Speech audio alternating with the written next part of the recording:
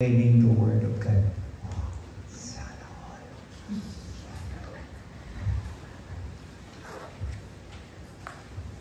So this moment is the moment where the Lord wants us to continue to share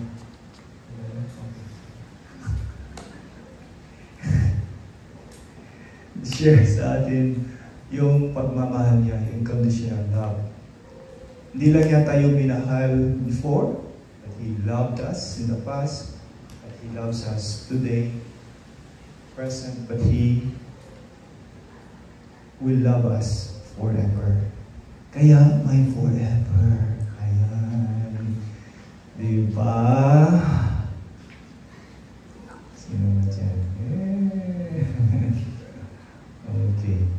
So may forever L1, diba? Okay. Wala. Yari.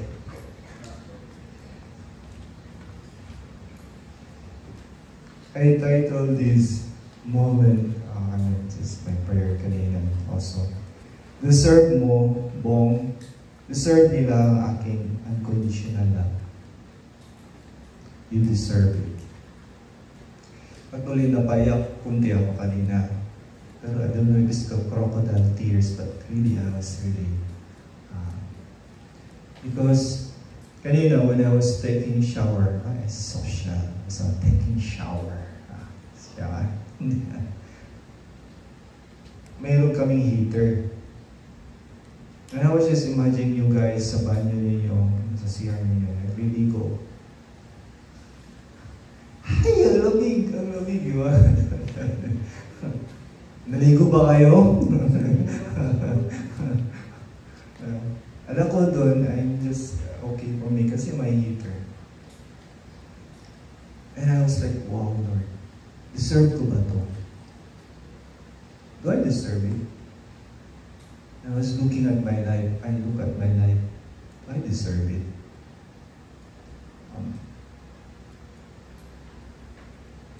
And how nice to listen from God telling you, you deserve it. And they deserve it too, Bong. When you are at 8 o'clock, before 8, 8 a.m., I turn on the lights, I put on the music, but wala pang tao. Wala pang tao? No, meron lang, sorry. So, of course, 8 is 8, tama ba? Pag sa school, pag na-late kayo, lagot kayo, Diba, Ate Dars, pag sa office din, no? Oo. Bawas sweldo. So, I start to think like human person. Si Bong. Ano to? And then I just being reminded of the presence of the Father in me. How does He felt this moment? Ano bang nararamdaman ni Lord? How does He live this moment? Alam niyo, ano ang nakikita ko sa Kanya? Na mahal niya kayo. Na mahal niya tayo. Ang importante sa Kanya ay narito kayo. Kahit late sila, Bong, I'm happy nandito sila. They deserve my love through you. Kaya po, napangiti lang ako, nakikita ko kayo papasok dito, I just smile at you. Rather than putting a face of, bakit kayo? Ganun. I was really, and I was like, wow. Hindi topic mo ang pinag-uusapan, hindi about certain topic. No, it's real. God is, our Father is real.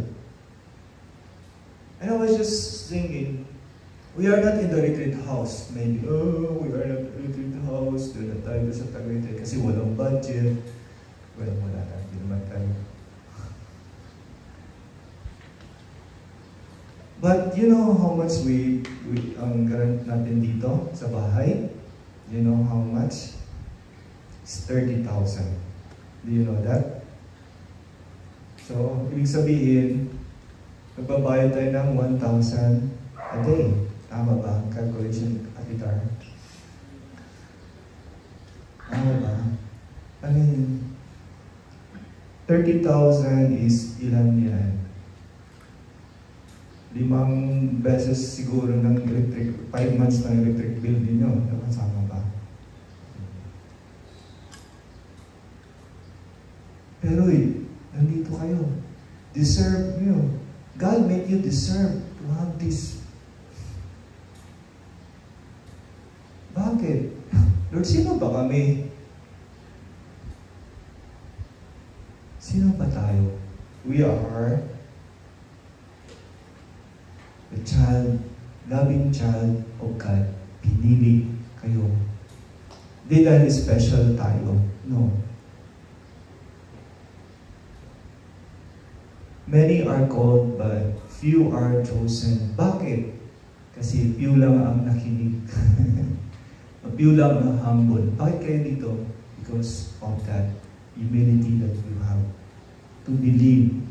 And therefore, you see. When you believe, you see. And that's why I was asking the Lord, Lord, make me believe so that I see you more. Kaya napaluha ako kanina, pinigilan ko lang yung sarili ko. Kasi nakikita ko si Lord. Di lang natin na-appreciate. Nakikita ko yung pagmamahal niya, detalye ng pagmamahal niya. Deserve mo ang aking pagmamahal, ang aking unconditional love.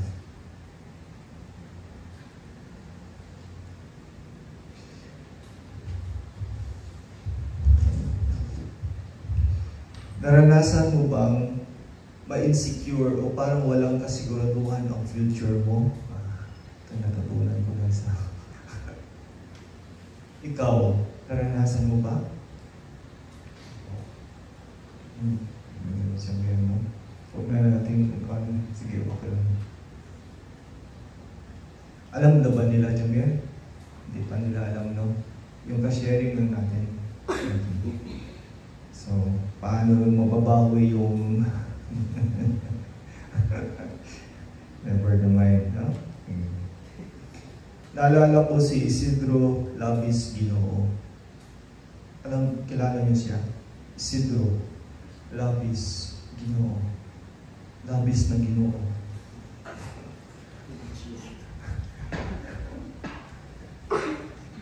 So, siya yung aking ama. Na hindi lang niya minsan na-experience yung insecurities.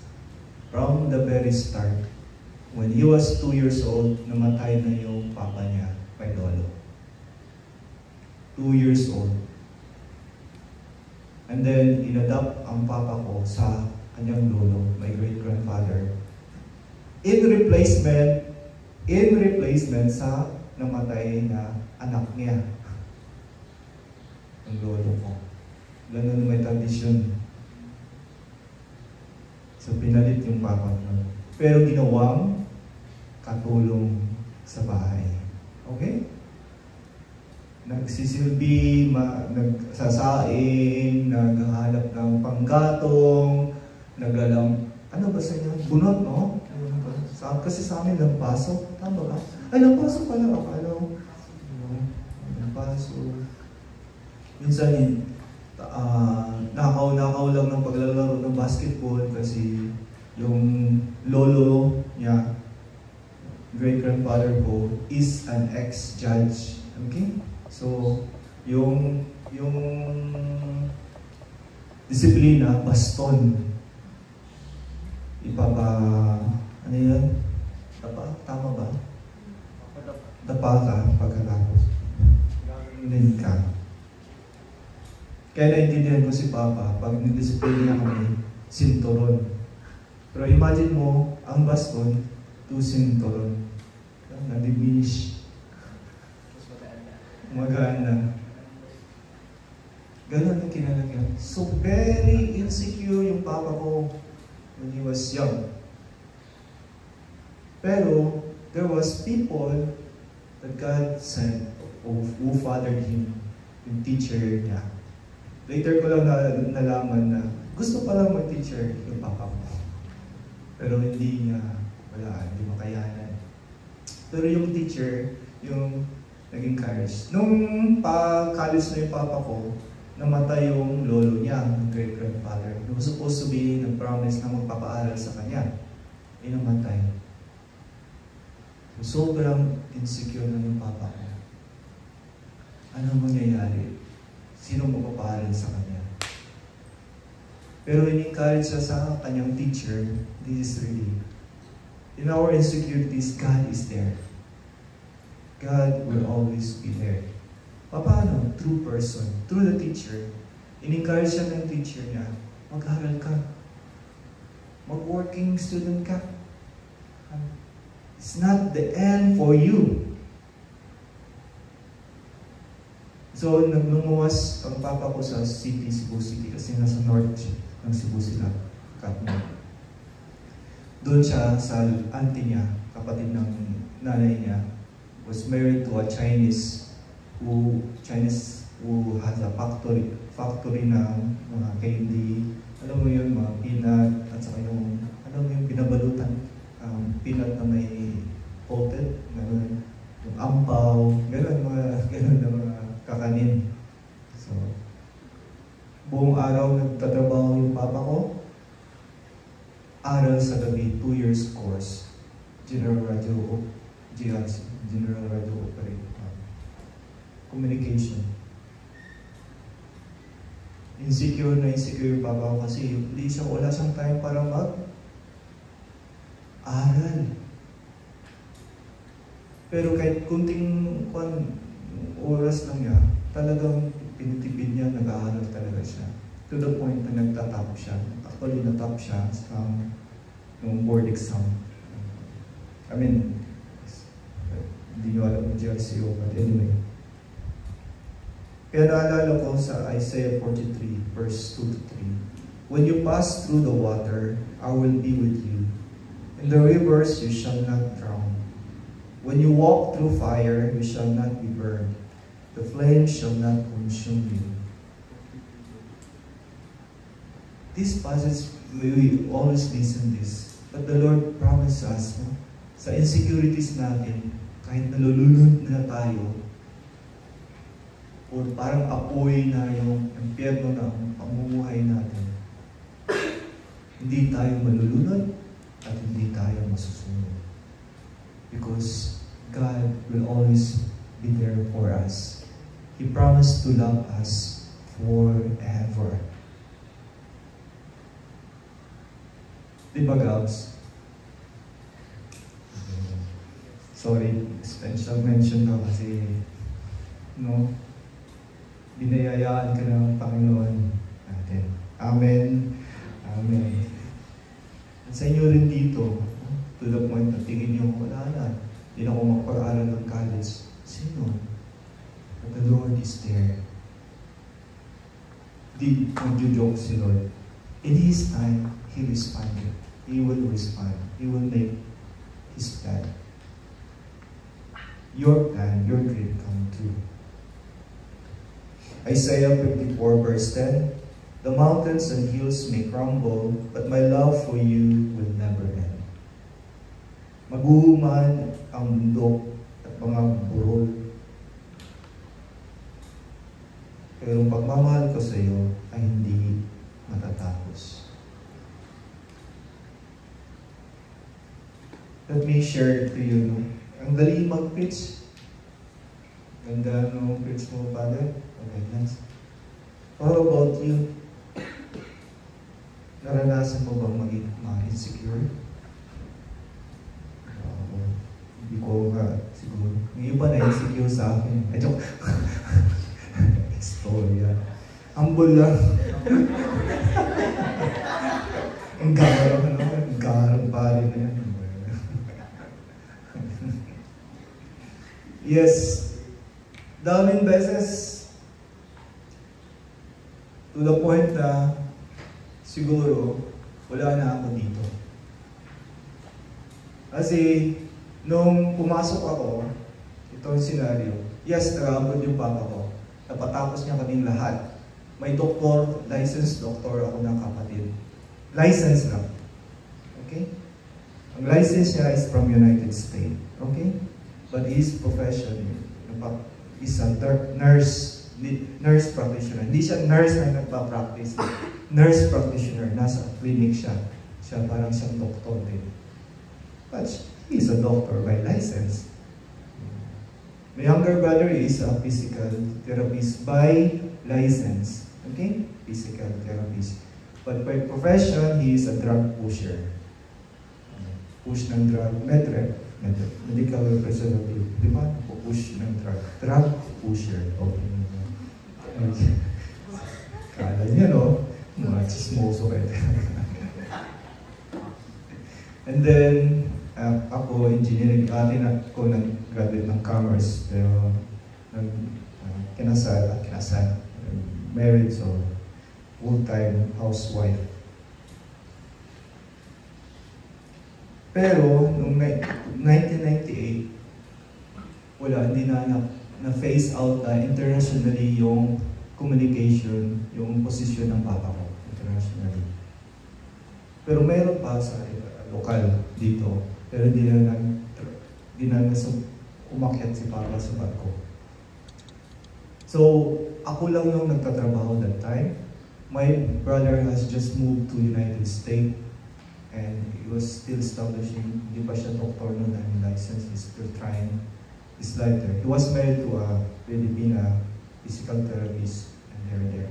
So, wala. So, yung parents go there by themselves. And my brother, graduating pa siya, 2000, year 2000 siya. And you know where he is studying? It's like equal of LaSalle in Cebu. Cebu Doctors Hospital. Cebu Doctors University is the expensive school sa... Doon din nag-graduate yung kuya ko, medicine. Okay? Kaya nasangla din yung aming lupa. Not lupa. Yung lote. Grabe lupa. Hektar-hektar yan. Sorry, naka-record pala to. Cut natin, cut. And yes, then when I entered, it was 1999, pumasok ako. And then I listened, my parents, yung papa ko. My father is a farmer, by the way. Family lang, farmer. Pero yung mama ko lang nakapagtapos. She fought for education. Siya lang nakapagtapos. Una sa kanilang pamilya. Amin sa mga kapatid. 12 po sila. Okay? But they're farmer. So, mama ko is used to it farming. They're in Bukidnon. So they have to be there kasi para mabuhay sila. So, yung papa ko na nag-wear ng gold watch are toiling the soil. And then, hindi lang yun, naghirap din ako as missionary, di ba? Tayo, naghihirap pa kayo as disciples? Kayo mga advisor, naghihirap din kayo. And then, naging excuse na yun, narinig ko na insecure na talaga ako sa parents ko. How come I allow that my father who helped us na magtapos, I allow him to be toiling the land. Cannot be. Calls to.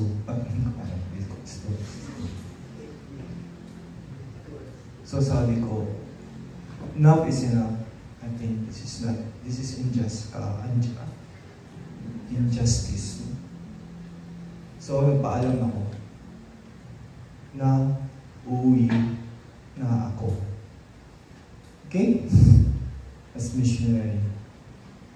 Pero before ako umuwi, I was talking to my spiritual director. Okay, sabi niya sa Bong, pag umuwi ka, do you think matutulungan mo yung parents mo? Sabi ko, oo, pero napaisip ko, matutulungan ko sila pag nakapaghanap ako ng trabaho. Eh kung hindi ako nakapaghanap ng trabaho, magiging mabigat na ako sa kanila. Lalo. And then he quote Jeremiah 18. You know, Bong, we are like the pot in the potter's hand. God is the potter, and we are all in His hands. Do you pretend to be God? I was taken aback because I didn't realize that I want to be the savior of my parents. I was like, oh my God. I didn't realize. And I am not the savior. God is the savior. Our Father is the savior. We are all in His hands. Why on earth I will be insecure? And then so I stayed. Guess what? Few months after, nag-usap kami ng mama ko. Sa pag-uusap namin, last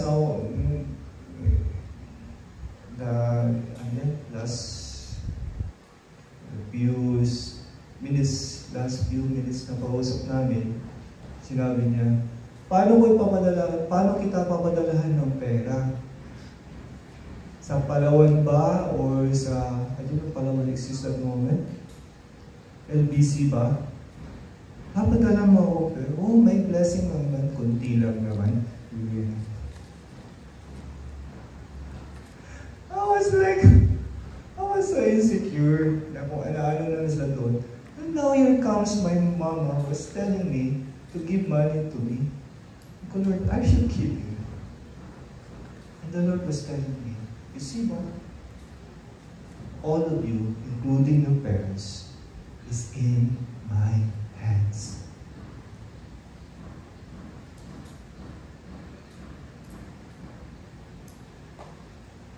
So this afternoon lang, madilim na kasi.